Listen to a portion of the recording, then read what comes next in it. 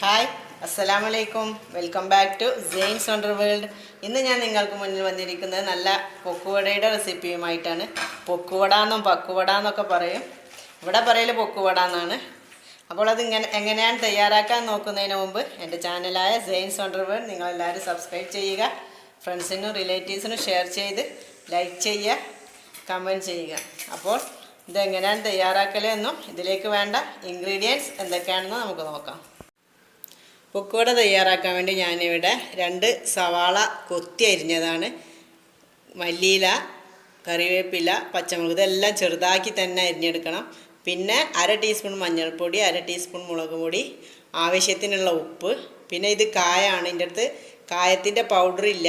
അപ്പോൾ ഞാനത് ചെറിയൊരു കഷ്ണം കായ എടുത്ത് വെള്ളത്തിൽ കുതിർത്ത് വെച്ചതാണ്. ഇനി ഇതെല്ലാം കൂടെ ഒന്ന് നമുക്കൊരു ബൗളിലേക്ക് മാറ്റാം. എല്ലാം കൂടെ നന്നായിട്ട് കൈകൊണ്ട് തന്നെ നന്നായിട്ട് മിക്സ് ചെയ്തെടുക്കണം.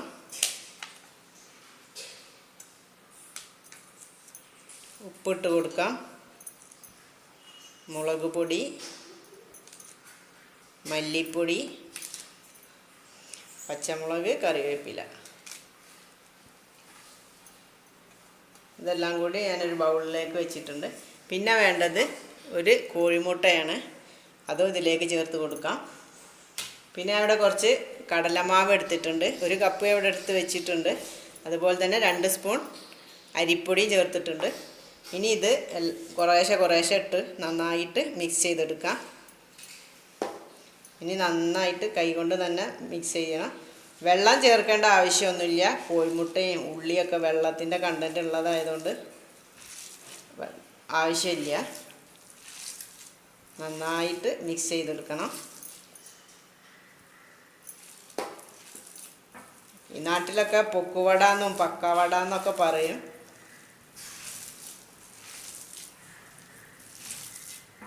നല്ലൊരു ഈവനിങ് സ്നാക്ക് കൂടിയാണിത്, ഇഫ്താറിന് മാത്രമല്ല. അപ്പോൾ ഇത് നന്നായിട്ട് എല്ലാം കൂടി മിക്സ് ചെയ്തെടുക്കാം.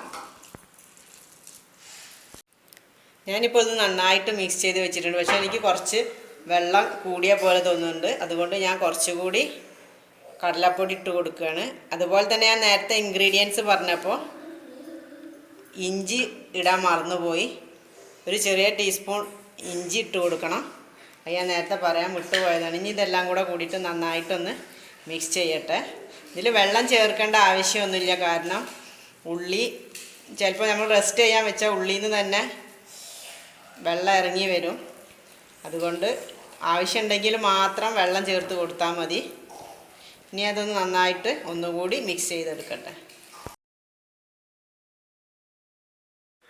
ഞാനിപ്പോൾ ഇത് നന്നായിട്ട് മിക്സാക്കി എടുത്തിട്ടുണ്ട്.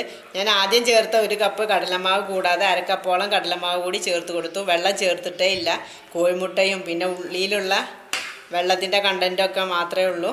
വെള്ളം ആവശ്യമാണെങ്കിൽ മാത്രം ചേർത്ത് കൊടുത്താൽ മതി. ഈ സമയത്ത് ഉപ്പുണ്ടോയെന്നൊക്കെ നോക്കണം. ഇനി നമുക്കിത് പൊരിച്ചെടുക്കാം. ഇതാണ് ഇതിൻ്റെ കൺസിസ്റ്റൻസി. ഓവറായിട്ട് ലൂസാവാനും പാടില്ല, ടൈറ്റ് ആവാനും പാടില്ല. ഈ കൺസിസ്റ്റൻസിയിൽ വേണം പൊരിച്ചെടുക്കാൻ. ഇനി നമുക്കിത് പൊരിച്ചെടുക്കാം. ഇപ്പോൾ പൊരിച്ചെടുക്കാൻ ആവശ്യത്തിനുള്ള വെളിച്ചെണ്ണ ഞാൻ ഇതിലേക്ക് ഒഴിച്ചു കൊടുത്തിട്ടുണ്ട്. അത് ചൂടായി വന്നിട്ടുണ്ട്. ഇനി നമുക്ക് ഇതിലേക്ക് പൊക്കുവടൻ്റെ കൂട്ടിട്ട് കൊടുക്കുക. അതിന് പ്രത്യേക ഷേപ്പൊന്നുമില്ല. അതുകൊണ്ട് തന്നെ സ്പൂണിൽ കോരി വെറുതെ അങ്ങനെ ഇട്ട് കൊടുത്താൽ മതി. ഇതുപോലെ നമുക്ക് ബാക്കിയുള്ളതെല്ലാം പൊരിച്ചെടുക്കണം.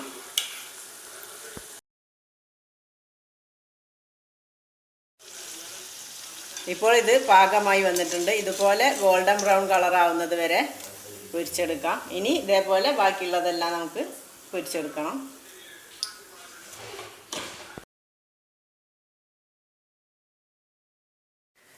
ഇപ്പോൾ നല്ല അടിപൊളി പക്കുവട ഇവിടെ റെഡിയായി വന്നിട്ടുണ്ട്.